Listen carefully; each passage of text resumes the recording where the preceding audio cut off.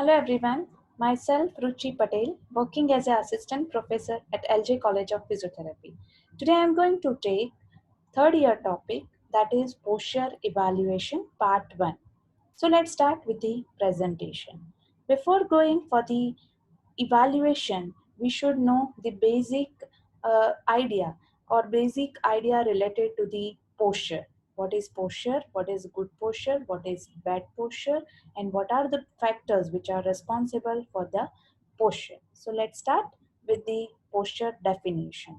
So posture is the position or the attitude of the body either with the support during the muscular inactivity or by means of coordinated action of many muscles working to maintain the stability. So the name posture itself suggests what ideal posture should be maintained. So here P is indicating the pelvis should be neutral. So both the pelvis should be in the neutral position and it should take equal weight, and the equal weight should be distributed on both the pelvis. Whereas O, that is on the whole foot, that is the full body weight or the weight of the body should be transmitted through the foot. Then the S is indicating stable joint. All joints of the body should be stable. T stands for tight abdominal muscle. So abdominal muscles should be in the proper tightened position. U, upright ribs. Then R, retracted shoulders. And E, over the shoulder. So the neck should not be in the excessive forward or excessive backward direction. So there are the types of posture, and mainly it is a two, inactive and active posture. Name itself suggests that inactive posture means the posture which we maintain or which we adopt during the relaxed position. So the lying position, it's a relaxed position where the minimum amount of muscular activity is required, and the patient or the person will feel rest on this or get relaxed on this position. Whereas the active posture, it is again divided into the two, that is static and dynamic. Again here, name itself suggests that it is active posture. So there are the integrated or the coordinated action of many muscles are required to maintain this posture. And in that, during the static posture, we are just maintaining that posture. Whereas in the case of dynamic, along with the integrated or coordinated action of the muscle, will perform the movement, or our posture or the position will get changed. Here the static posture, so the body or its segments are aligned and maintain the certain position for the certain period of time. So the constant posture should be maintained, and here the sitting posture has been given. The same way, sitting, lying, standing, in the whichever posture, if we are maintaining that posture for the prolonged period of time, then and the integrated or coordinated action of many muscles are required, then it is called as the static posture. Whereas the dynamic posture is body and its segments are constantly modified and adjusted to meet the changing circumstances which arises as the result of movement. So walking, running, throwing, jumping, lifting, all the activities are included into the dynamic posture. Then pattern of posture, as we all know, there are the two patterns of posture. Good posture, or we can say correct posture, and poor posture, or we can say faulty posture. So first we'll see good posture. When the posture fulfills the purpose for which it is used with the minimum muscle effort and maximum efficiency, that is called as the good posture. Again, I'll repeat, with the minimum muscle effort or with the minimum effort of the individual and with the maximum efficiency, if the posture is fulfilling the purpose for which it is used, then it is called as the good posture. And it varies from individual to individual. The perfect balance of one body segment over the another is required. And here we can say minimum muscular effort is required to maintain this good posture. And of course, it should give the pleasing to someone's eyes. Here you can see, if we see this type of person, we feel that the person should correct his posture, how he or she can stand, how he or she can walk, right?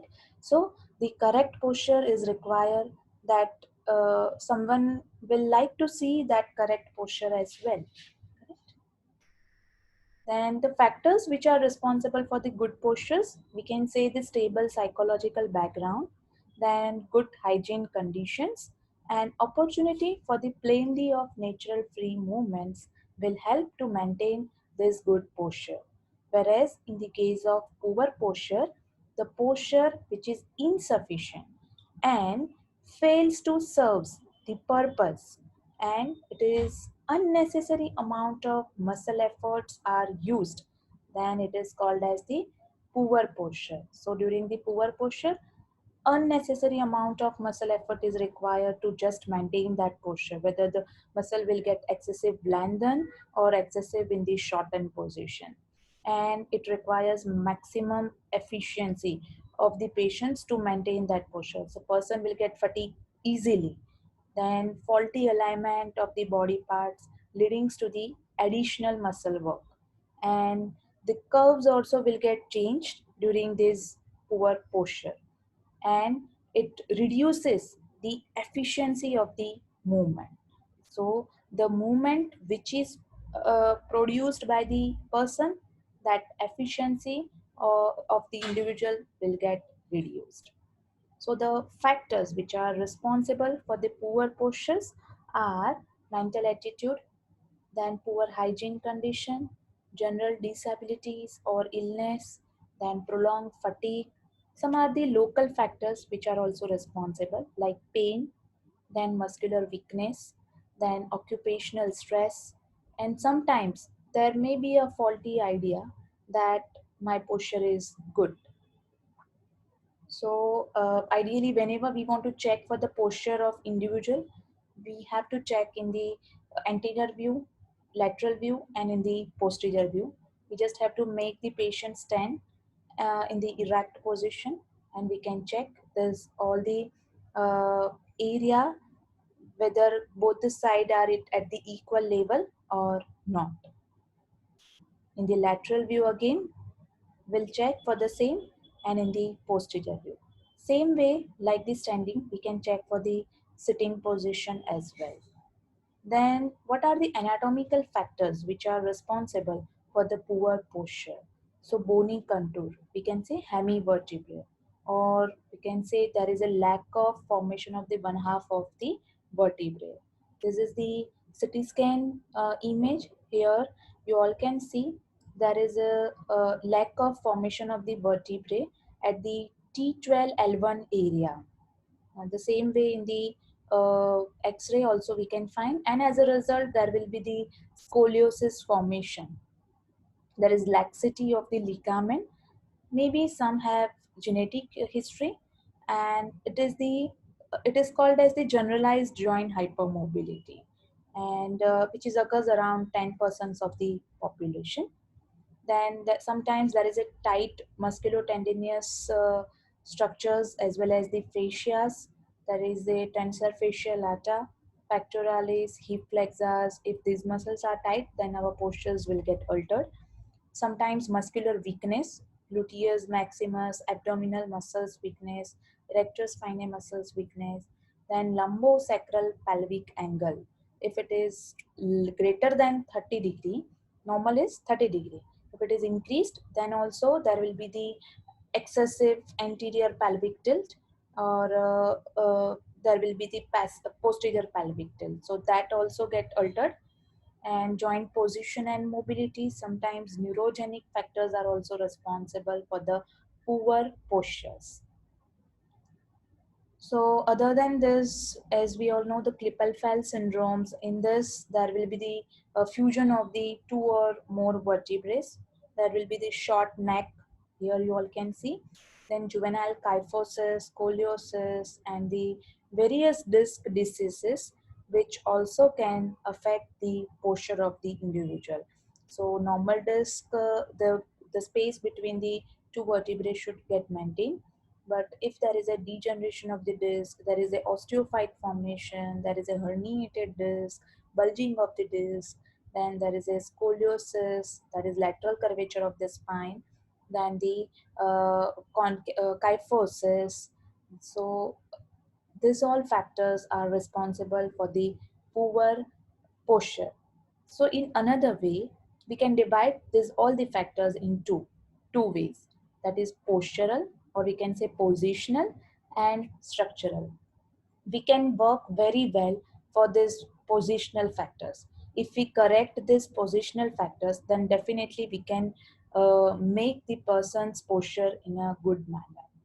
And the structural factors, or the structural factors which are the cause, which are the main cause for the poor posture, that in a some way we can help the person to correct it, or will just relieve the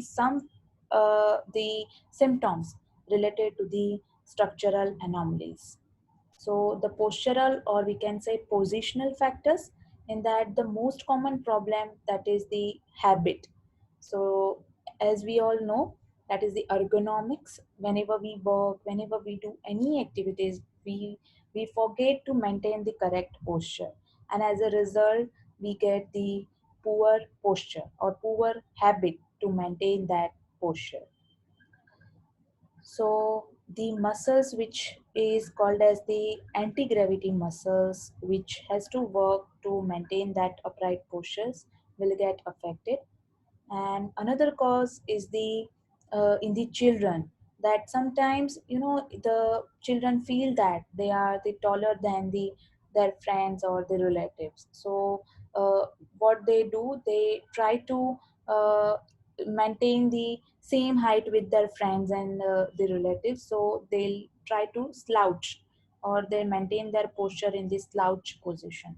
So as a result, there will be the unequal growth of the various structures, and this may lead to the alter in the postures.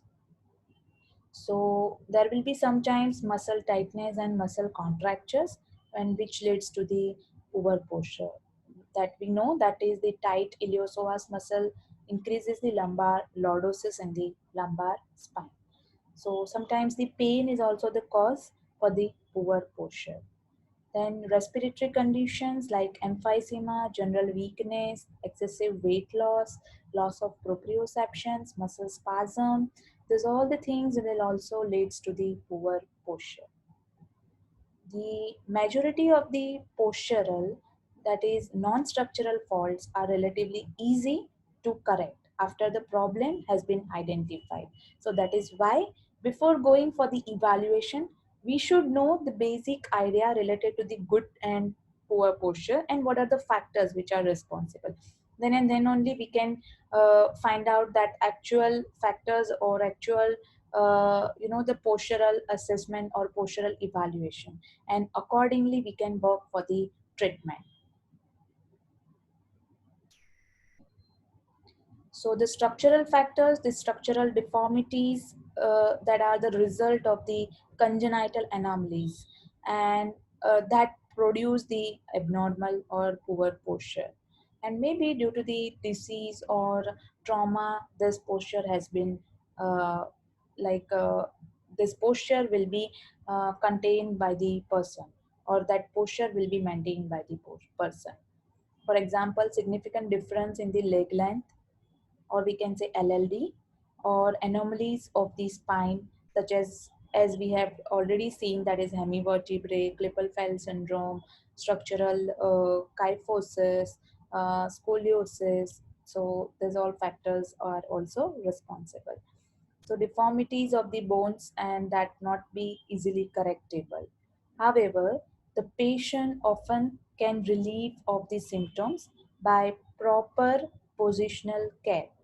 and proper instructions. So at least we can avoid the damage which are going to be occur more in the future. That at least we can uh, avoid.